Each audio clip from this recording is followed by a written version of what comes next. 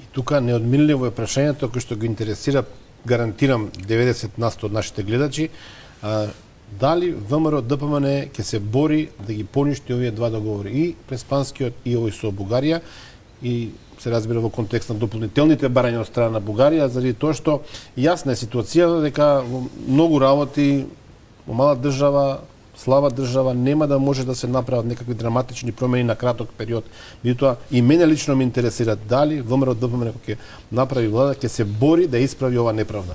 Начинот на кој што беше проминато уставното име на нашата земја беше срамен да се гледа.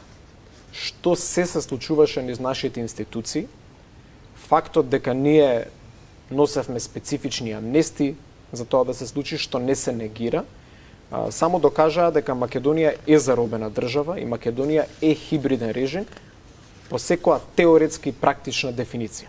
Ние сме кажали како политичка партија, ние сме подготвени за таков чекор.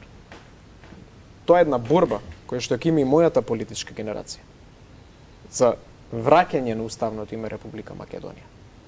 Но тоа не може да се случи на неправен начин, што значи дека постојат институции и постои систем преку кој што може да се превземат такви чекори.